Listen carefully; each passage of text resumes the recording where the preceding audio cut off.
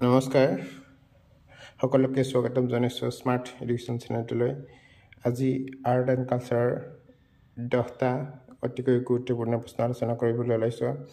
ভিডিঅ'টো শেষলৈ ভালদৰে চাই থাকিব আৰু বন্ধুবৰ্গৰ সৈতে শ্বেয়াৰ কৰিব আৰু আপডেটৰ বাবে ছাবস্ক্ৰাইব কৰিবলৈ নাপাহৰিব।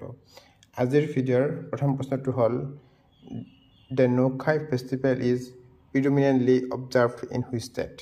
ইয়াৰ শুদ্ধ অপশ্যনটো হ'ল বি ওড়িশা। এইটো পশ্চিম উৰিষ্যাৰ আটাইতকৈ গুৰুত্বপূৰ্ণ উৎসৱ আৰু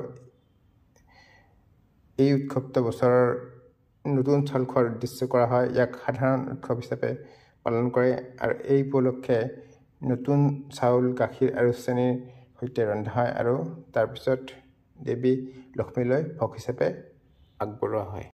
2 নম্বৰ প্ৰশ্ন, Mohiniyattam dance form developed originally in which state? Mohiniyattam নৃত্য মূলত কোনখন ৰাজ্যত বিকশিত হৈছিল? ইয়াৰ শুদ্ধ অপশ্যনটো হ'ল চি কেৰালা। 3 নম্বৰ প্ৰশ্ন, jallikattu festival is associated with which state of India? Jallikattu উৎসৱ ভাৰতৰ কোনখন ৰাজ্যৰ সৈতে জড়িত? ইয়াৰ শুদ্ধ অপশ্যনটো হৈছে ডি তামিলনাডু। জাল্লিকাট্টু হৈছে ভাৰতৰ তামিলনাডু ৰাজ্যৰ পৰম্পৰাগত হাৰ দমন কৰা এটা ফেষ্টিভেল। 4 নম্বৰ প্ৰশ্ন, towers of silence also' known as Parsi Bawdi are located in which city? Parsi Bawdi নামেৰে জনাজাত টাৱাৰ্ছ অফ চাইলেন্স কোনখন চহৰত অৱস্থিত? ইয়াৰ শুদ্ধ অপশ্যনটো হ'ল এ মুম্বাই। পাৰ্চীসকলৰ উৎপত্তি ইৰাণত, য'ৰ পৰা তেওঁলোকে 900 বছৰতকৈ অধিক সময় আগতে ভাৰতলৈ আহিছিল আৰু তেতিয়াৰ পৰা বছৰ বছৰ ধৰি তেওঁলোকে ভাৰতীয় সমাজৰ অন্যতম গুৰুত্বপূৰ্ণ হৈ পৰিছিল, বিশেষকৈ মুম্বাইত।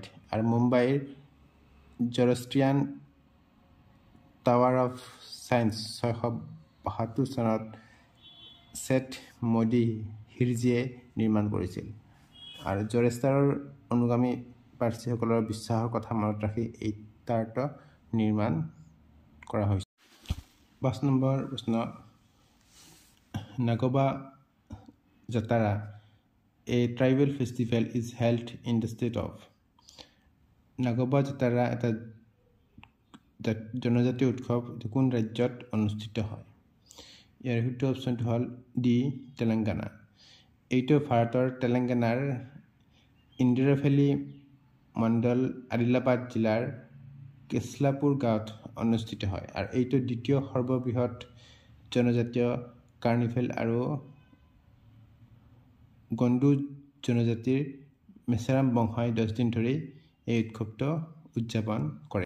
এইবাৰ নেক্সট প্ৰশ্ন, Kariyala is a form of folk drama from which state of India? Kariyala ভাৰতৰ কোনখন ৰাজ্যৰ লোকনৃত্যৰ এটা ৰূপ? ইয়াৰ শুদ্ধ অপশ্যনটো হৈছে ডি হিমাচল প্ৰদেশ। কাৰিয়েলা ভাৰতৰ হিমাচল প্ৰদেশ ৰাজ্যৰ অন্যতম আকৰ্ষণীয় আৰু বিখ্যাত লোকনৃত্য। 7 নম্বৰ প্ৰশ্ন, Aimol tribes are mainly from which state of India?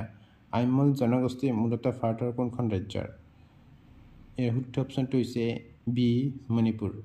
আইমল হৈছে ভাৰতৰ এক থলুৱা জনগোষ্ঠী যি মূলতঃ মণিপুৰত বাস কৰে, কিন্তু মিজোৰাম, ত্ৰিপুৰা, নাগালেণ্ড আৰু অসমৰ কিছু অংশত তেওঁলোকে বাস কৰে। 8 নম্বৰ প্ৰশ্ন, Chakma, Dulien and Ralte are the major tribes found in which state?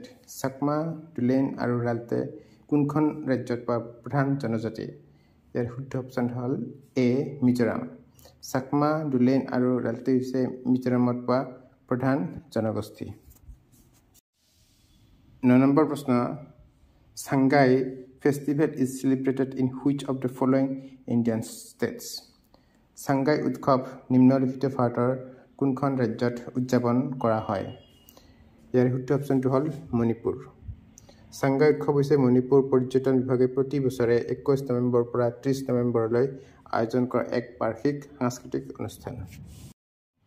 10 নম্বৰ প্ৰশ্ন, Bhagalpur town in Bihar is famous for? বিহাৰৰ ভাগলপুৰ চহৰ কিহৰ বাবে বিখ্যাত? ইয়াৰ শুদ্ধ অপশ্যনটো হ'ল চি চিল্ক। ভাগলপুৰক চিল্ক কেপিটেল অফ বিহাৰ বুলিও জনা যায় আৰু ই তুষাৰ চিল্ক আৰু ভাগলপুৰী শাৰীৰ বাবে বিখ্যাত ভাগলপুৰ চহৰখনৰ শ বছৰ ধৰি চিল্ক উদ্যোগৰ সৈতে জড়িত হৈ আছে।